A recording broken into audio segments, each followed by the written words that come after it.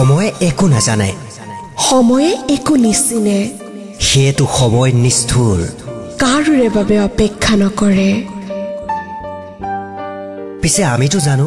অনুভৱবোৰ হৃদয়ৰ, সোঁৱৰণিবোৰ মগজুৰ। তেনেহলে আমাৰ আবেগবোৰ, আমাৰ আপোনবোৰ কিয় অচিনাকি কৰি দিওঁ? কিয় আমি পাহৰি যাওঁ যে আমাৰ জীৱনটো ককিলাৰ পানী জুৱলিত বা বংগোপসাগৰৰ অশান্ত ঢৌত নাচি থকা তেওঁৰেই জীৱনৰ জলছবি।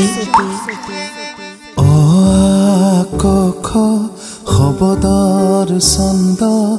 জীৱনৰ আদি পাত কিতাপতে, শুকুলা কাষত নীলাকৈ তৰাৰে কাহিনীৰ পাতনি কিতাপতে, বৰ্ণবোৰ বুটলি হৃদয়েৰে নিজৰাৰে কাপেৰে লিপি, আজিৰ পৃষ্ঠা লুটিয়াই জুকিয়াই, আজিৰ পৃষ্ঠা মিলি, আজিৰ পৃষ্ঠা লুটিয়াই জুকিয়াই, আজিৰ পৃষ্ঠা মিলি। শুনি আছে গুৱাহাটীৰ number 1 FM radio' station 92.7 big এফএমত আজিৰ পৃষ্ঠা। সুজিতা আৰু শুভংকৰ আছো আপোনাৰ সৈতে, আৰু আপুনি নিশ্চয় গম পাইছে যে আজি আমি কথা পাতিবলৈ লৈছো অনুৰাধা শৰ্মা পূজাৰী জলছবি সম্পৰ্কে। সঁচাই কিছুমান প্ৰশ্ন হৈ থাকি যায়, নহয়নে শুভংকৰ? কিছুমান প্ৰশ্ন প্ৰকৃততে আমাৰ জীৱনটোৰ বাবে প্ৰশ্ন হৈ থাকি যায়, আৰু কিছুমান প্ৰশ্নৰ উত্তৰ বিচাৰি আমি হাবাথুৰি খাব লাগে। আচলতে আমাৰ মনটোৱে ঠিক এনেকুৱা যে আমি আমাৰ মনটোক কেনেদৰে নিয়ন্ত্ৰণত ৰাখিব লাগে তাৰ সঠিক উত্তৰ কোনোদিনে বিচাৰি নাপাওঁ। আৰু আজিকালি এনেকুৱা হৈছে আমি যান্ত্ৰিক পৃথিৱীখনৰ মাজত এনেকুৱা ধৰণেৰে সোমাই গৈছো যে নিজৰ আপোনসকলক কোনোবা এটা সময়ত কেতিয়াবা নিসংগ কৰি নেপেলাওনে? হয় চাগে, আৰু কেতিয়াবা এনেকুৱাও অনুভৱ হয় যেন আমি নিজেও নিসংগতাৰ মাজত হেৰাই গৈছো। সঁচা কথা, আমাৰ আজৰি সময় যিটো আমি নেপাওঁৱেই, কিন্তু যদিহে পাওঁ আমিও অনুভৱ কৰো নিসংগ। আমাৰ নিজৰ জীৱনটোক জুখি চাবলৈ, আমাৰ নিজৰ জীৱনটোৰ প্ৰতিচ্ছবিখনক জানিবলৈ, আমাৰ অতীতটোক জানিবলৈ, আমাৰ অতীতৰ প্ৰজন্মটোক, লগতে আমাৰ ভৱিষ্যত প্ৰজন্মটোক, আৰু লগতে আমাৰ নিজৰ ভৱিষ্যতটোক জানিবলৈ আমি এখন কিতাপ পঢ়িবই লাগে। আৰু মই কওঁ সেইখন হৈছে অনুৰাধা শৰ্মা পূজাৰী জলছবি। একেবাৰে সঁচা কথা। তেনেহলে আহকচোন আজি অনুৰাধা শৰ্মা পূজাৰীৰ জলছবিৰ কেইটিমান পৃষ্ঠা লুটিয়াও। শুনি থাকক 92.7 বিগ এফএম, শুনাওক লাইফ বনাওক। আজিৰ পৃষ্ঠা মেলি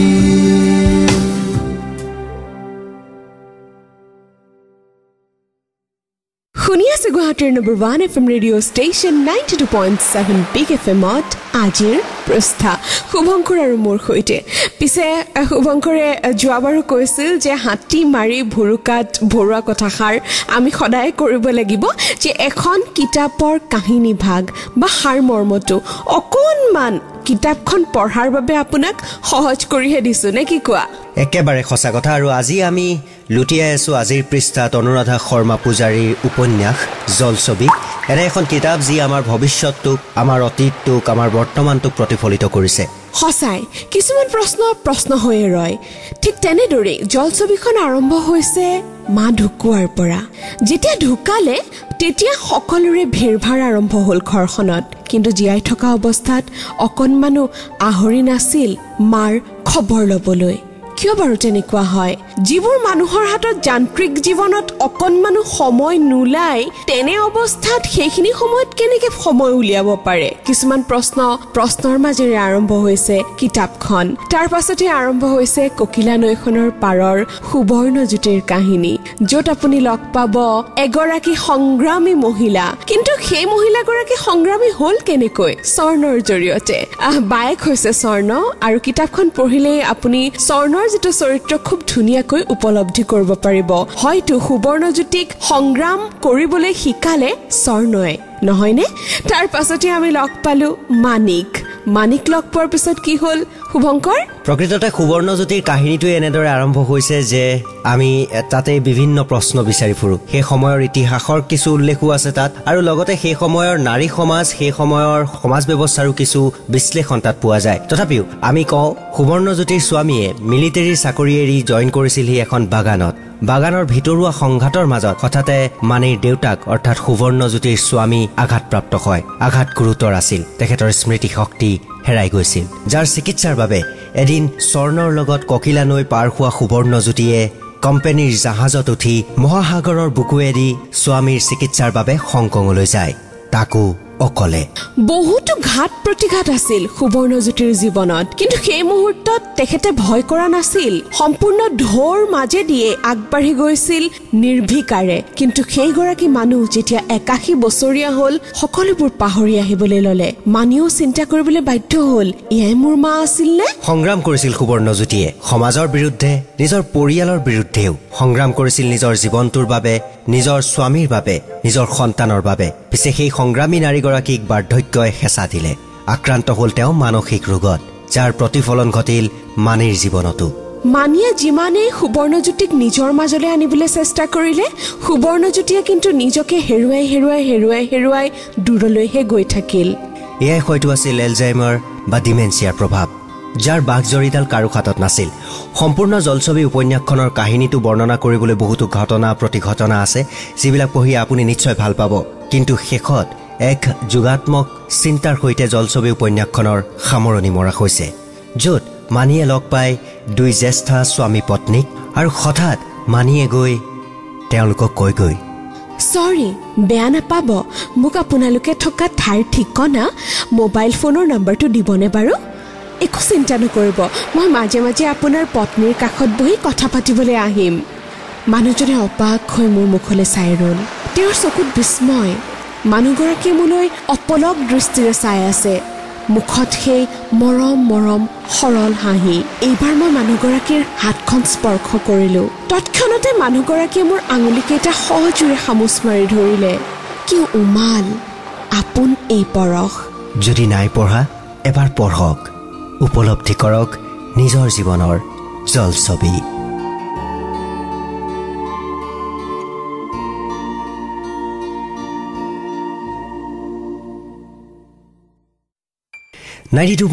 বিগ এফএমত সুজিতা আৰু শুভংকৰ আছো আপোনাৰ সৈতে লুটিয়াই আছো আজিৰ পৃষ্ঠা আৰু আমি কথা পাতি আছো অনুৰাধা শৰ্মা পূজাৰীৰ উপন্যাস জলছবি সম্পৰ্কে আপোনাক জনাই দিওঁ যে এই কিতাপখন যিকোনো কিতাপৰ দোকানতে উপলব্ধ লগতে আপোনাক জনাই দিওঁ পাণবজাৰৰ বনলতা প্ৰকাশনে এই কিতাপখন প্ৰকাশ কৰি উলিয়াইছে আৰু আমি এই কিতাপখনৰ মূল বিষয়বস্তুটোলৈ আহোঁ নে কি কোৱা সুজিতা নিশ্চয় তেতিয়া হয়তো আমাৰ শ্ৰোতাসকলৰ আৰু অনুৰাধা বাইদেউৰ মৰমৰ পাঠক পাঠিকাসকলৰ কিতাপখন পঢ়াত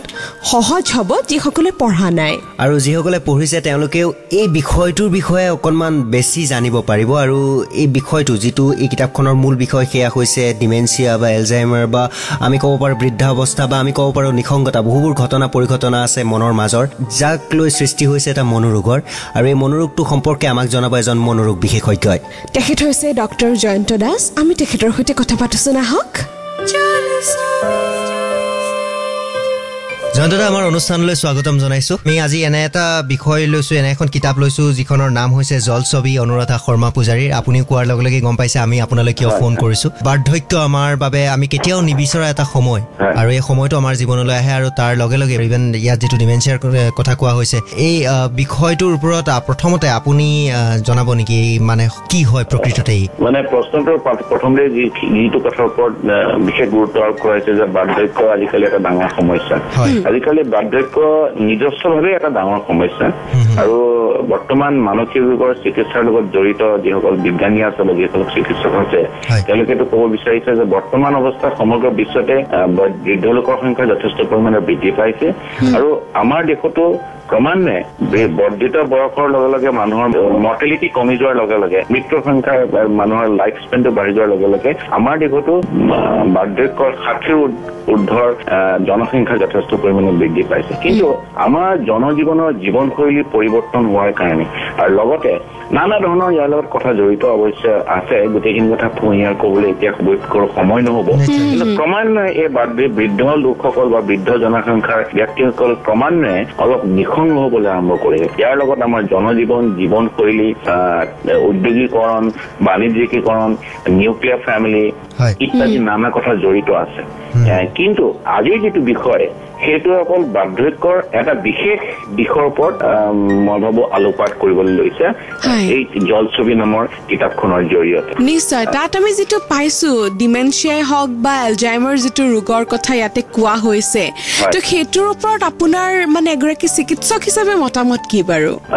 ডিমেনচিয়াটো সমগ্ৰ বিশ্বতে মই আকৌ কৈছো সাংঘাতিক ধৰণৰ গুৰুত্বপূৰ্ণ সমস্যা হিচাপে ইতিমধ্যে অভিহিত হৈছে সমগ্ৰ বিশ্বতে ডিমেনচিয়াই স্থানী ধৰিছে আৰু আমাৰ ভাৰতবৰ্ষখনতো ক্ৰমান্বয়ে ডিমেনচিয়া ৰোগীৰ সংখ্যা ক্ৰমান্বয়ে বৃদ্ধি পাবলৈ লৈছে এটা সময়ত এনেকুৱা এটা হ'বগে আজিৰ পৰা হয়তো 3 দশক মানৰ পিছত বৰ্তমান আমাৰ ভাৰতবৰ্ষত যিমান সংখ্যক ডিমেনচিয়া ৰোগী আছে প্ৰায় 300% এই ডিমেনচিয়া ৰোগীৰ সংখ্যা বৃদ্ধি পাব গতিকে ডিমেনচিয়া এটা অনাগত দিনত এটা ডাঙৰ সমস্যা বুলি ইতিমধ্যে অভিহিত হৈছে আৰু আমি ভাৰতবৰ্ষৰ সকলো লোক এই বিষয়ে আমি সজাগ খবৰ হ'ল আৰু ইয়াৰ বিষয়ে আমাৰ সম্যক ধ্যান ধাৰণা বিশেষকৈ যিসকল পৰিয়ালত ডিমেনচিয়া ৰোগী আছে বা যিসকলত এতিয়াও ক্ৰমান্বয়ে বৃদ্ধ লোকৰ সংখ্যা বৃদ্ধি পোৱাৰ সংখ্যা আছে এটা সময়ত গৈ সেই সকলোৱে ডিমেনচিয়া ৰোগী সম্পৰ্কে যিখিনি কথা জানিব লাগে বা সেইখিনি সম্পৰ্কে যিখিনি সম্যক ধ্যান ল'ব লাগে এই কথাখিনি জানি ল'বলৈ চেষ্টা কৰা উচিত তেওঁলোকে ডিমেনচিয়া ৰোগীক শুশ্ৰূষাৰ যিখিনি বিজ্ঞানসন্মত যিখিনি পদক্ষেপ তেওঁলোকে ল'ব পাৰিব বুলি মই আশা কৰোঁ আজিৰ পৃষ্ঠা মেলি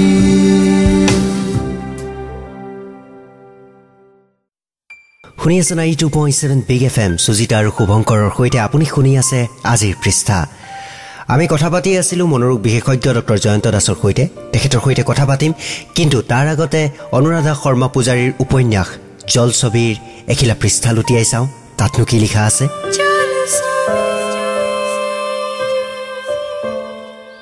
এনেকৈ কিয় কৈছ বাইদেউ তোৰ ঘৰখন বোলে বৰ ভাল মই তাৰ চকু পানীখিনি লাঘৱ কৰিবলৈকে ক'লো মোলৈ চাই এবাৰ স্বৰ্ণই হেতা হাঁহি মাৰি ক'লে ধনী মানুহ বুলি শুনিছো পিছে মোৰ ককিলাত নাও বোৱা দিনবোৰ ঘূৰাই দিব পাৰিব জানো এইকেই মাহতে বৌতি মাহতে মোক কুহিয়াৰ পেৰা দি গৃহস্থী ঘৰৰ লখিমী কৰিব খুজিছে ব্ৰহ্মপুৱাই উঠি চোতাল ঘৰ গোহালি গোবৰ মাটিৰে লেপি কুচি মচু গৰুৰ দানা সিজাওঁ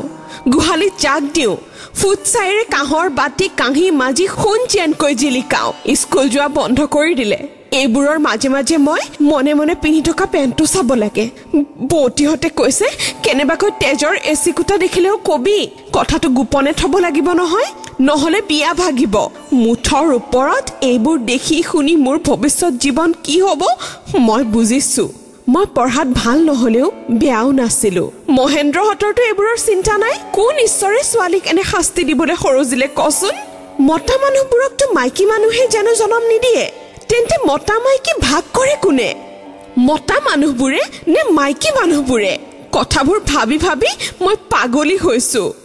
বৌতি মা মাহীদেউ পেহীদেৱে দেখোন মোক দিনে ৰাতিয়ে বুজাইছে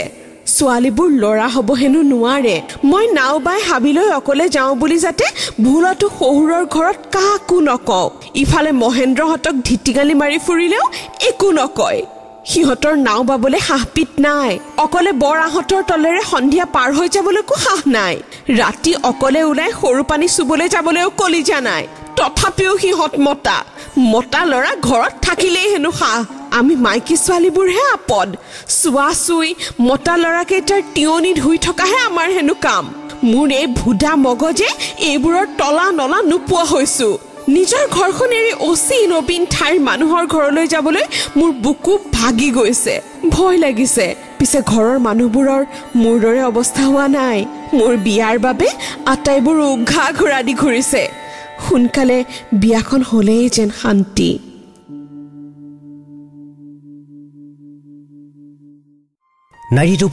বিগ এফএমত সুজিতা আৰু শুভংকৰৰ সৈতে আপুনি শুনি আছে আজিৰ পৃষ্ঠা আমি কথা পাতি আছিলো মনোৰোগ বিশেষজ্ঞ ডক্টৰ জয়ন্ত দাসৰ সৈতে আৰু তেখেতে কি ক'ব বিচাৰিছে শুনোচোন আহক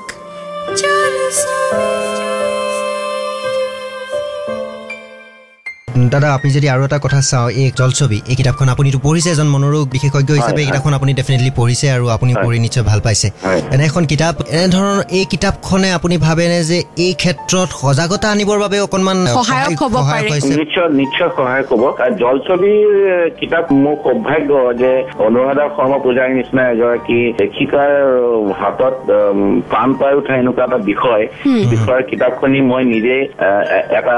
অনুষ্ঠানৰ যোগেদি উদ্বোধন কৰাৰ সৌভাগ্য মোৰ ঘটিছিল আৰু সেই উদ্বোধনৰ সময়ত মই ডিমেনচিয়া সম্পৰ্কে এটা মানে সম্যক জ্ঞান বিশেষকে আমাৰ ইয়াত পেঞ্চনাৰ্ছ ভৱনত উপস্থিত থকা বিভিন্ন সদস্যসকলৰ মাজত মই দিবলৈ চেষ্টা কৰিছিলো আৰু এটা সৌভাগ্যৰ বিষয় যে জলছবি যেতিয়া পিছত নাটকখন মঞ্চায়ন কৰা হ'ল সেই তাত মই নিজে অভিনয় কৰাৰ সুযোগ পাইছিলো মই মাজে মাজে অভিনয় কৰো বিশেষকে ৰবীন্দ্ৰ ভৱনত দিনক গতিকে মই ভাবো এই কিতাপখন সেই ক্ষেত্ৰত এটা মাইলৰ খুঁটি হিচাপে অভিহিত হ'ব ইয়াৰ আগতে অৱশ্যে আমাৰ অসমীয়া সাহিত্যত হোমেন বৰগোহাঁই ডাঙৰীয়াই ছাৰেও অস্তৰাগ যিখন তেখেতৰ উপন্যাস আছিলে সেই অস্তৰাগত এই বিষয়টো আলোকপাত কৰিবলৈ চেষ্টা কৰিছিলে তাৰো পিছত জাহ্নু বৰুৱাই তেখেতৰ হিন্দী চিনেমা যিখন আছিলে মাইনে গান্ধীকো আৰু সৌভাগ্যক্ৰমে সেইখনৰ লগতো মই জড়িত হোৱাৰ সৌভাগ্য ঘটিছিল তাতো এই বিষয়বস্তুটো আলোকপাত কৰিছিলে যদিও মই এইখিনিতে কথা এষাৰ কৈ থওঁ বোধ কৰো তোমালোকৰ মনত তেনেকুৱা ধৰণৰ এটা প্ৰশ্ন উদয় হৈছে তুমি মেনশ্যনেই কৰিছিলা যে ডিমেনচিয়া বা এলজেমাৰ্ছ আচলতে ডিমেনচিয়া যিটো শব্দ এইটো এটা বহল অৰ্থত ব্যৱহাৰ কৰা আমাৰ এটা মেডিকেল টাৰ্ম কিছুমান ৰোগৰ লক্ষণক একত্ৰিত কৰি যিটো চিনড্ৰম বুলি কোৱা হয় কিছুমান সমস্যাক আমি ডিমেনচিয়া বুলি কওঁ ডিমেনচিয়া কেইবা প্ৰকাৰৰ ডিমেনচিয়াত মূলতঃ এজন মানুহৰ স্মৃতি শক্তিৰ বিভ্ৰান্তি ঘটে আৰু স্মৃতি শক্তিৰ বিভ্ৰান্তি ঘটাৰ লগে লগে মানুহজনৰ ক্ষেত্ৰত স্থান কাল পাত্ৰ এই সম্পৰ্কে মানুহ এজনৰ যিটো বোধ জ্ঞান বা সম্বেদ জ্ঞান থাকিব লাগে সেইটো লোপ পায় বা নোহোৱা হয় ক্ৰমান্বয়ে তেওঁৰ শাৰীৰিক সক্ষমতা থাকিলেও তেওঁ কিছুমান কাম কৰিব নোৱাৰা হয় তেওঁ মানুহজন কনফিউজ হৈ যায় তেওঁ নিজৰ ঘৰৰ মানুহকে চিনি নোপোৱা হয় নিজৰ বিচনাখন চিনি নোপোৱা হয় কাপোৰ কানি পিন্ধোতে তেওঁৰ যিখিনি বিভ্ৰান্তি ঘটি কাপোৰ ওলোটাকৈ পিন্ধিবলৈ লয় গতিকে তেওঁ নিজৰ চিনাকিটো তেওঁ হেৰাই পেলায় আৰু ক্ৰমান্বয়ে বিভিন্ন স্তৰত এই ৰোগটো গতি কৰে 65% ডিমেনচিয়া হৈছে এলজেমাৰ্ছ ডিজিজ ডিমেনচিয়া কেইবা প্ৰকাৰৰ আছে তাৰে মাজত আটাইতকৈ যিটো ডাঙৰ সমস্যা বুলি অভিহিত হৈছে সেইটো হৈছে Alzheimer's disease Alzheimer's disease is a dementia all Alzheimer's disease are dementia, but all dementias are not Alzheimer's disease. গতিকে কিন্তু আমাৰ বিশ্বত বা আমাৰ ভাৰতবৰ্ষতো বৰ্তমান যিটো ডাঙৰ সমস্যা সেইটো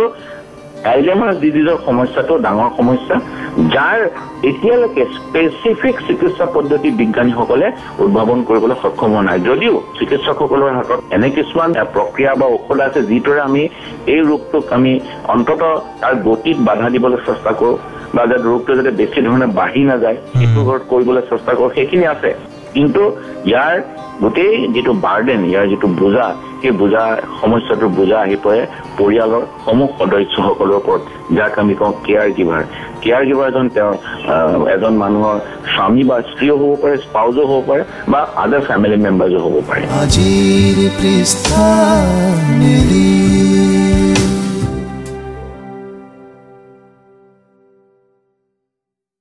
শুনি আছে 92.7 বিগ এফএমত আজিৰ পৃষ্ঠা শুভংকৰ আৰু মোৰ সৈতে জলছবিখন যাতে আপোনাৰ পঢ়াত সুবিধা হয় সেইবাবেই মনোৰোগ বিশেষজ্ঞ ডক্টৰ জয়ন্ত দাসৰ সৈতে কথা পাতি আছো আমি যেতিয়া অনুৰাধা বাইদেউক লগ পাইছিলোঁ তেতিয়া তেখেতেও আমাক কৈছিল যে ডক্টৰ জয়ন্ত দাসৰ সৈতে এবাৰ কথা পাতি চাবলৈ এই সংক্ৰান্তত নিশ্চয় আপোনালোকে তেখেতৰ কথাখিনি শুনি উপকৃত হ'ব ঘৰুৱা মানুহখিনিৰ কিমান দায়িত্ব বাঢ়ে বুলি আপুনি ভাবে বাৰু সাংঘাতিক দায়িত্ব বাঢ়ে মই ইতিমধ্যে মেনশ্যন কৰি সাংঘাতিক দায়িত্ব কাৰণ ৰোগীজনৰ তেওঁৰ যিটো বোধ জ্ঞান যেতিয়া এজন মানুহে এজন ব্যক্তিয়ে হেৰুৱাই দিয়ে তেওঁক আমি ঠিক অকল মানসিক ৰোগী হিচাপ বুলিও ক'ব নোৱাৰো চোৱা মানসিক ৰোগৰ চিকিৎসা শাস্ত্ৰত যিখিনি মানসিক ৰোগ আছে সেই মানসিক ৰোগত সাধাৰণতে এইটো নহয় যে এজন মানুহে অযুক্তিকৰ কথা ক'ব পাৰে যেতিয়া উন্মাদনা হয় কিন্তু তথাপিও তেওঁ বোধ জ্ঞান তেওঁ কোন তেওঁ পৰিয়ালৰ মানুহবিলাক কোন কোন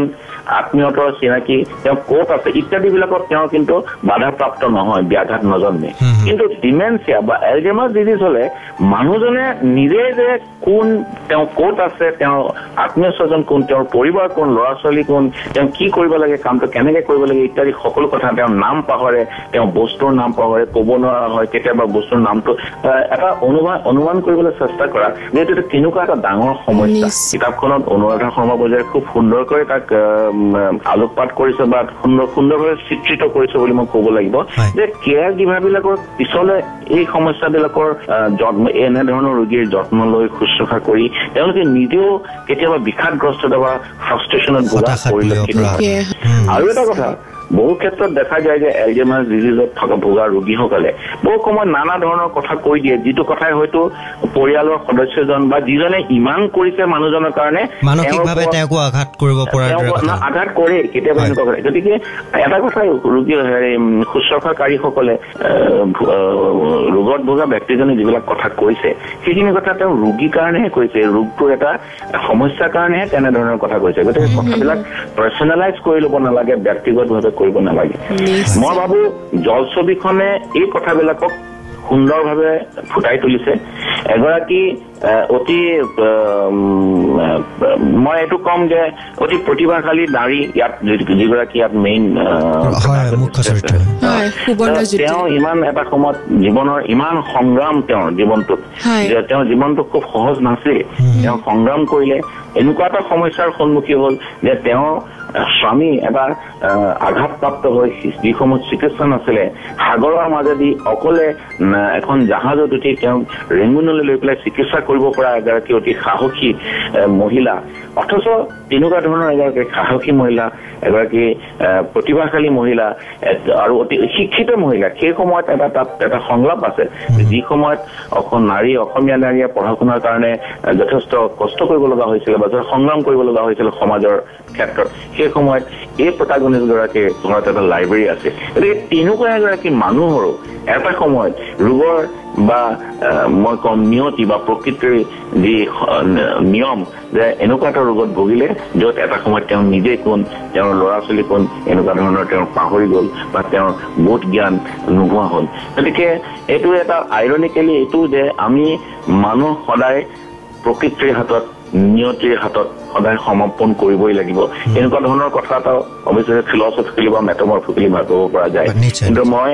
এজন চিকিৎসক হিচাপে নিশ্চয় কম যে জলছবিখন এনেধৰণৰ কথাবিলাকক মানুহক সম্যক জ্ঞান দিয়াত বা সজাগ কৰাত এক অতি মূল্যৱান গ্ৰন্থ আমাৰ অসমীয়া সাহিত্য জগতত সংযোজন হৈছে বুলি মোক ক'বই লাগিব নিশ্চয় বৰ ধুনীয়াকৈ আপুনি বিষয়টোৰ ওপৰত আলোকপাত কৰিলে আৰু জয়ন্তদা বহুত ধন্যবাদ এনেদৰে আপোনাক লগ পাই থাকিম বুলি আশা কৰিছো ধন্যবাদ আজিৰ পৃষ্ঠা মেলি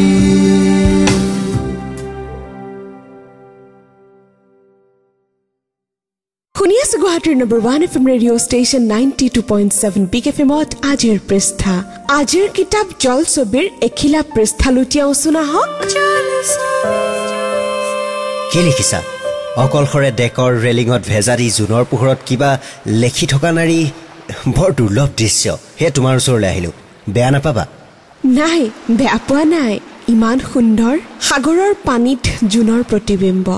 জোনাকৰ ঢৌ মই দেখা নাছিলো মোৰ জীৱনৰ এক স্মৰণীয় ছবি সেয়েহে ডায়েৰীখনত লিখি গৈছিলো মই প্ৰতিদিনৰ কথা লিখি থৈছো দুপৰ আৰু আবেলিৰ সাগৰৰ ঢৌ আকাশে গিলি পেলোৱা সাগৰ সূৰ্যোদয় আৰু সূৰ্যাস্তৰ সৈতে বৰ্ণিল ৰেখা আজি দেখাই জোনাক চাব পাৰি বাৰু কিন্তু লিখিবও পাৰি নেকি হয় পাৰি পৃথিৱীৰ সকলো সুন্দৰ আৰু কুৎসিত বস্তুৰ কথা লিখিবও পাৰি তুমি সাহিত্যৰ ছাত্ৰী আছিলা নেকি বাৰু মই কিতাপ পঢ়ো মোৰ বহু প্ৰিয় লেখক লেখিকা কবি আছে মোৰ কলেজীয়া ডিগ্ৰী নাই কিন্তু মোৰ দেশ বিদেশৰ কিতাপৰ এটি সংগ্ৰহ আছে চাও কি লিখিছা তুমি মাতৃভাষাত লিখিছো বুজি নাপাবা তোমাক যোৱা কেইবাদিনো মই লক্ষ্য কৰি আহিছো বহুদিন তোমাক এই ডেকৰ ৰেলিঙত আউজি মনে মনে কন্দা দেখিছো গাভৰু তিৰোতাৰ দুটুপাল চকুলৈ এসাগৰ পানীতকৈও গধুৰ গভীৰ তোমাৰ পতিৰ বাবে নিশ্চয় তোমাৰ দুখ তোমাৰ চিন্তা তেওঁ ভাল হ'ব চিন্তা নকৰিবা তুমি বহুত কষ্ট কৰিছা স্বামীৰ বাবে এইদৰে কষ্ট কৰা স্ত্ৰী মই জীৱনত লগ পোৱা নাছিলোঁ। এটা কথা সুধোনে? সোধা। ধৰি লোৱা তোমাৰ স্বামী সম্পূৰ্ণ সুস্থ হৈ নুঠিল, ঈশ্বৰে নকৰক তেওঁ ৰোগী হৈ থাকিল, তুমি কি কৰিবা? তুমিতো এগৰাকী ভৰ যৌৱনা নাৰী, বোধহয় 30 বছৰে হোৱা নাই। তুমি উৰে জীৱন তেওঁৰ বাবে সমৰ্পিত কৰিব পাৰিবানে? এগৰাকী নাৰীৰ বাবে এয়া যুক্তিযুক্ত কথা হ'ব জানো? মিষ্টাৰ ষ্টেণ্টন, মোৰ স্বামীৰ ঠাইত আজি মোৰ এই অৱস্থা হোৱা হ'লে মোৰ স্বামীও মোৰ বাবে এইখিনি কামেই কৰিলেহেঁতেন বুলি মোৰ সম্পূৰ্ণ বিশ্বাস আছে। যৌৱনক প্ৰাধান্য দি জীৱনৰ বিচাৰ কৰাসকলক জ্ঞানী বুলি মই নাভাবোঁ। মই মোৰ স্বামীক ভাল পাওঁ। মোক যে তুমি কন্দা দেখা বুলি কৈছা, মোৰ সন্তানকেইটালৈ মনত পৰে। 8 মাহত এৰি অহা মোৰ কন্যা সন্তানটিৰ দুদিন আগে 10 মাহ পূৰ্ণ হ'ল। তাইৰ প্ৰথম জন্মদিন পালন কৰিব আমি নোৱাৰোঁ। কিমান দুৰ্ভগীয়া পিতৃ মাতৃ আমি। তাইক খুৱাবলগীয়া বুকুৰ গাখীৰ ডাক্তৰৰ নিৰ্দেশ মতে পাম্প মেচিনেৰে পাম্প কৰি সাগৰৰ পানীত পেলাই দিওঁ। প্ৰত্যেকবাৰেই তাই অধিকাৰ থকা বুকুৰ গাখীৰ সাগৰৰ পানীত পেলাওঁতে মই কান্দো। তেতিয়াই নিশ্চয় তুমি মোক দেখিছা। মোৰ স্বামীৰ অৰ্ধমৃত এই অৱস্থাত তেওঁৰ জীৱন ৰক্ষা মোৰ প্ৰথম কৰ্তব্য বুলি মই ভাবিছোঁ। এই অৱস্থাত মই মোৰ জীৱন সম্পৰ্কে বা ভৱিষ্যত সম্পৰ্কে চিন্তা ভাৱনা কৰি থকা নাই। বৰ্তমানটোৱেই মোৰ ভৱিষ্যত।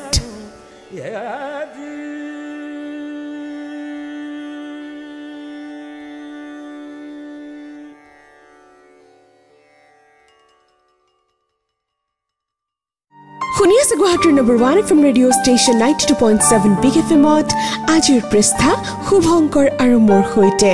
আৰু যিহেতু জলছবি অনুৰাধা শৰ্মা পূজাৰীৰ উপন্যাস, নিশ্চয় আপোনাৰো এখন প্ৰিয় উপন্যাস, আৰু আপোনাৰ প্ৰিয় লেখিকাগৰাকীৰ সৈতে আমি কথা পাতিবলৈ লৈছোঁ জলছবি সম্পৰ্কে। বাইদেউ, আমাৰ অনুষ্ঠানলৈ স্বাগতম জনাইছোঁ। নিশ্চয়, মই খুব ধন্যবাদ, বৰ ভাল পাইছোঁ। পিছে সঁচাই ইমান ধুনীয়া এখন কিতাপ জলছবি,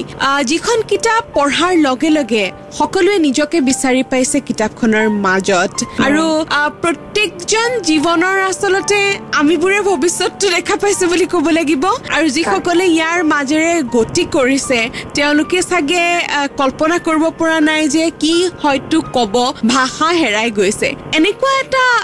কিয় আপুনি মানে টপিক ল'লে আৰু আপুনি ইয়াৰ বাস্তৱৰ লগত কিমান জড়িত? আচলতে কিতাপখন কেৱল পঢ়া নহয় বুলিয়ে মই ভাবো। কিতাপখন যদি অনুভৱ কৰি নপঢ়ে তেতিয়াহ'লে ইয়াৰ গভীৰলৈ সোমাব নোৱাৰিব কোনেও। আৰু কিতাপখন চেগা চৰুকাতে পঢ়ি পঢ়ি আধাতে থৈ গলেও ইয়াৰ ভিতৰলৈ সোমাব নোৱাৰিব। গতিকে মই সেইকাৰণে ভাবো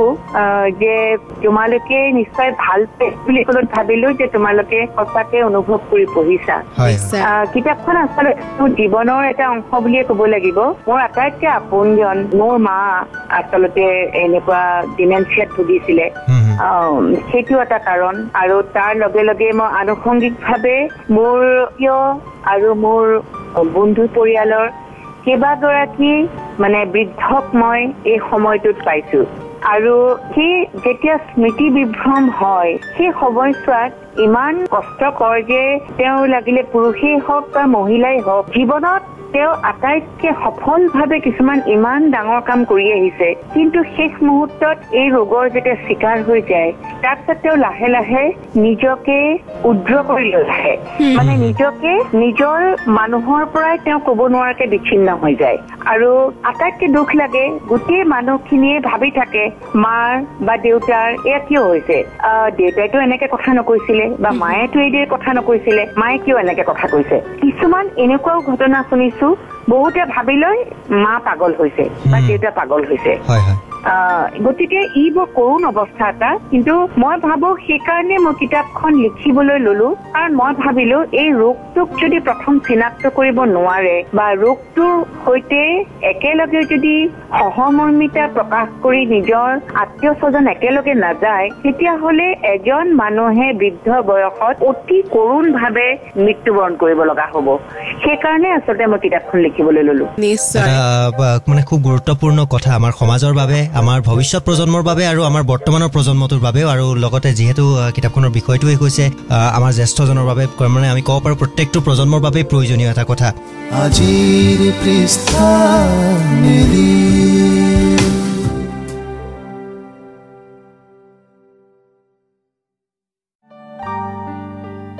92.7 বিগ এফএমত শুভংকৰ আৰু সুজিতা আছো আপোনাৰ সৈতে আজিৰ পৃষ্ঠা লুটিয়াই আছো কথা পাতি আছো আপোনাৰ প্ৰিয় লেখিকা গৰাকীৰ সৈতে অনুৰাধা শৰ্মা পূজাৰী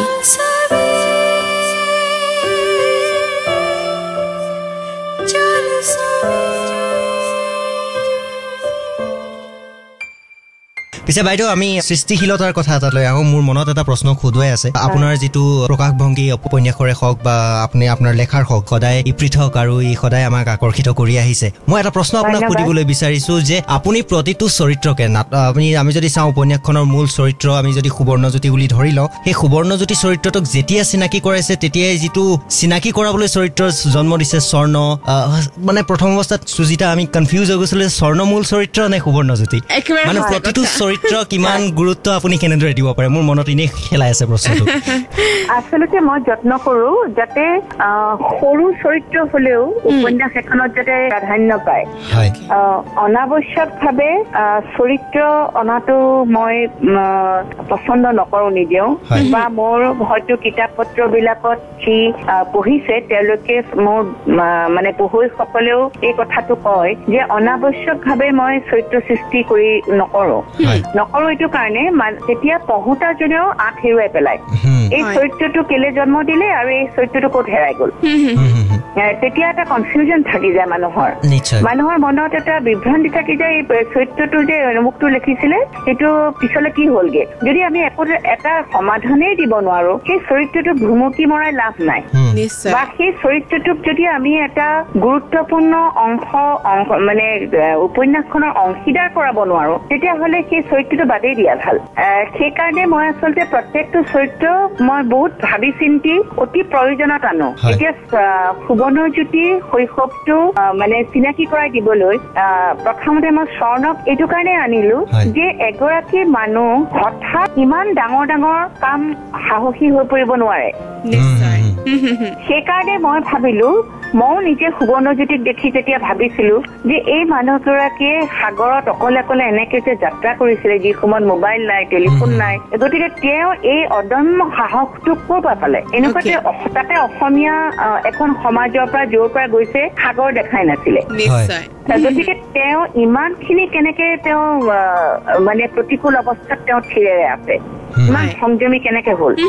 তাৰ পাছত যেতিয়া সন্ধান কৰিলো বহুত কথাৰ মাজত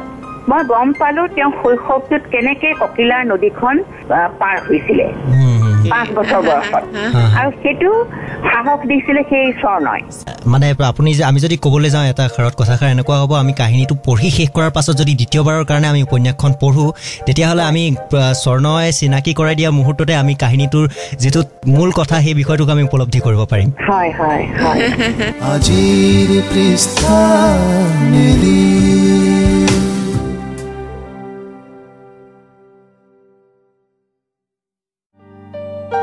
92.7 বিগ এফএমত শুভংকৰ আৰু সুজিতা আছো আপোনাৰ সৈতে কথা পাতি আছো জলছবি উপন্যাসখনৰ বিষয়ে আমাৰ সৈতে ফোনৰ লাইনত আছে অনুৰাধা শৰ্মা পূজাৰী জলছবিখন লিখি উলিওৱাৰ পাছত প্ৰথম আপুনি যেতিয়া ৰাইজৰ মাজত মেলি দিছিলে তাৰ পাছত প্ৰথম ৰেছপন্সটো কেনেকুৱা আছিল মই আচৰিত হৈছিলো মই প্ৰথম ভাবিছিলো আসলতে মোৰ জীৱনৰ এটা বৰ ডাঙৰ যন্ত্ৰণা মুক্ত কৰিবলৈকে এই কিতাপখন লিখিছিলো কিন্তু কিতাপখন যেতিয়া ৰিলিজ হ'ল মই কেতিয়াও ভবা নাছিলো যে এই কিতাপখন এনেকুৱা ধৰণে মানুহে আদৰি ল'ব বুলি তাৰ ঠিক পাব্লিছ হোৱাৰ কিছু মুহূৰ্ত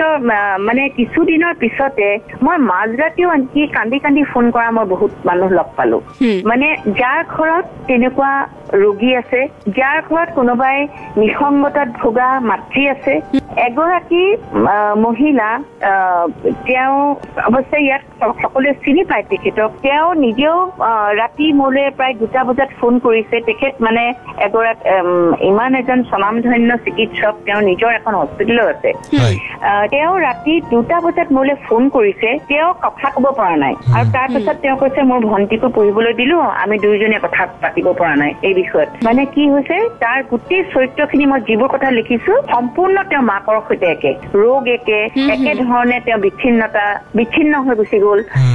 অচিনাকি এটা চৰিত্ৰলৈ ৰূপান্তৰিত হ'ল দুইজনী জীয়েকে কিমান কষ্ট কৰিছে মাকক ঘূৰাই আনিবলৈ পৰা নাই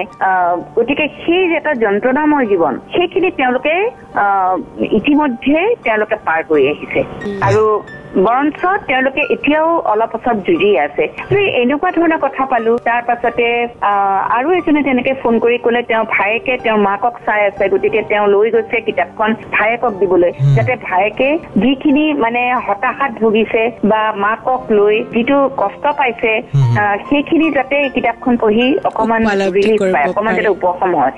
নহয় এইটো এটা ৰোগ আৰু আমি এই ৰোগটোক এই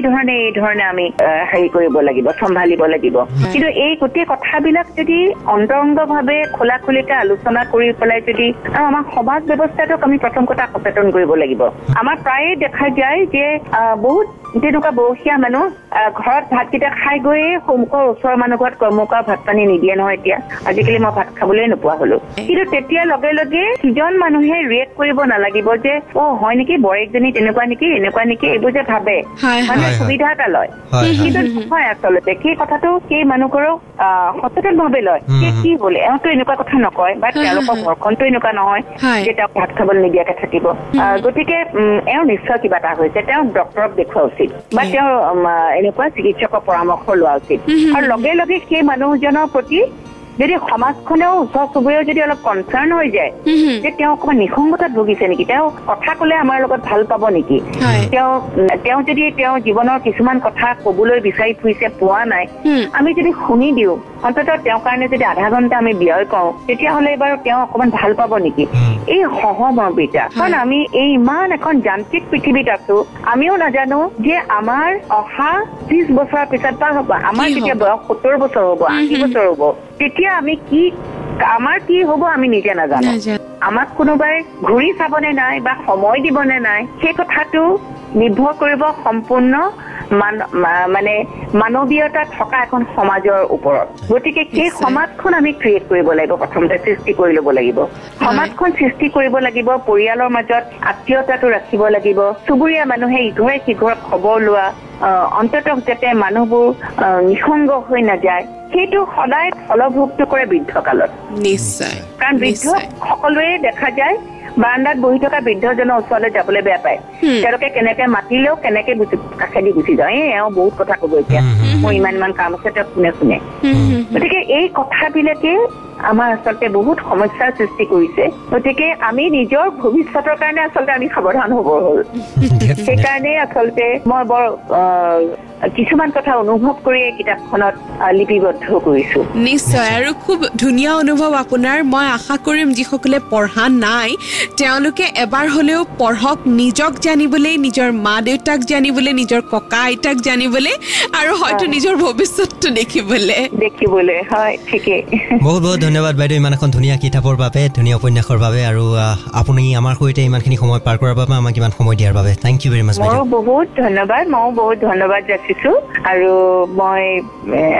সকলোলৈকে মই তোমালোকৰ যোগেদিয়ে শ্ৰদ্ধা জ্ঞাপন কৰিছো ধন্যবাদ বাইদেউ আজিৰ পৃষ্ঠা মেলি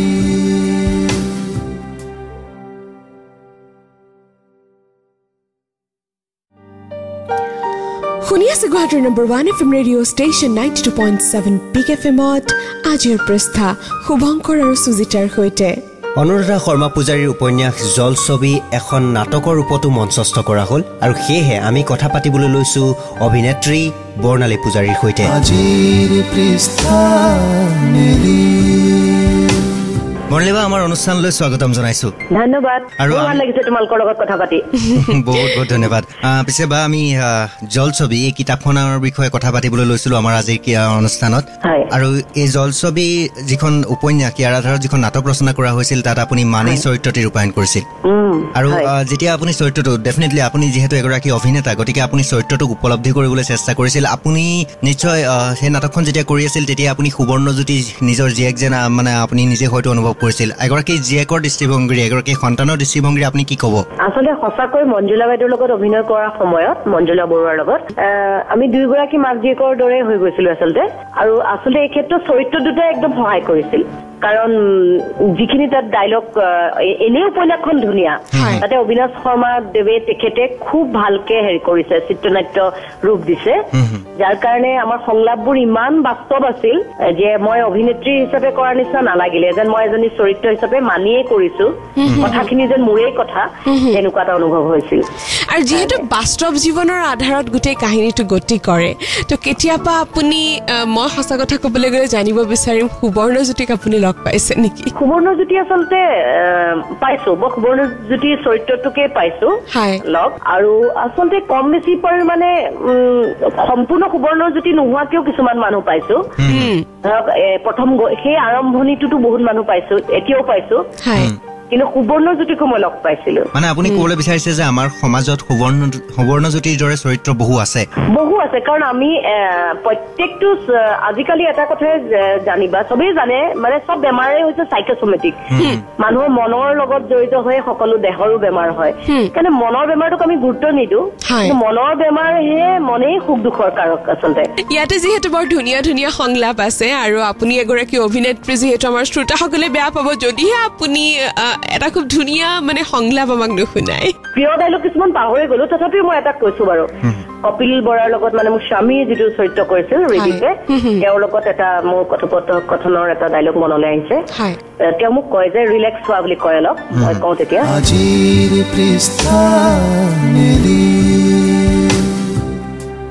ৰিলেক্স মোৰ ৰিলেক্সেশ্যনৰ কথা কৈছা এইখন ঘৰত মোৰ ভাগৰ মোৰ টোপনি মোৰ আৰামৰ জানো প্ৰয়োজন আছে মইহে সকলোৰ বাবে চিন্তা কৰিম মাৰ টোপনি আহিছেনে নাই ৰাতি দুবাৰকে উঠি চাম মাৰ কাৰণে ৰাতিপুৱা দুপৰীয়া আবেলি ডায়েট লিষ্টখন লিখি ৰমাক বুজাম তেওঁ ৰিংকল ফ্ৰী ক্ৰীমৰ পৰা আৰম্ভ কৰি তেল চাবোনলৈকে খবৰ ৰাখিম তাৰপিছতো সন্দেহ তাৰপিছতো ভাবিব মই তেওঁক অৱহেলা কৰিছো ৰমা আৰু বাই সুখৰ প্ৰতি নজৰ ৰাখিম কাৰণ সিহঁতে বেয়া পালে মোৰ হাত চুলি যাব মোৰ এই পুতলগা অৱস্থাবোৰ দেখি সিহঁতবোৰ মোৰ মূৰৰ ওপৰত উঠি নাচিছে মই আৰু নোৱাৰা হৈছো মাক এৰি মই অফিচলৈ যাব নোৱাৰো সিহঁতক এৰি দিলে মই ঘৰ চলাব নোৱাৰো মই যে অসহায় মই কিমান অপৰূপ মোৰ বায়ে বৰ সন্দেহ কৰে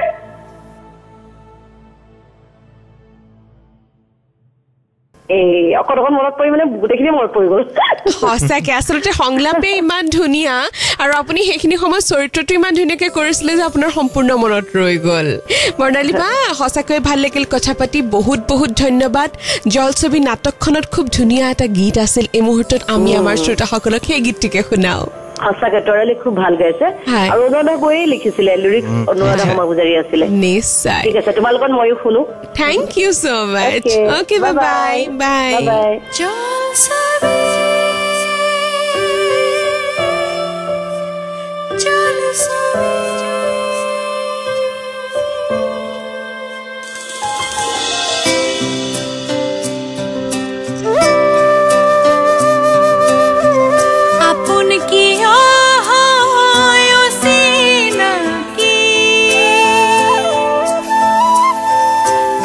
যায় মাধু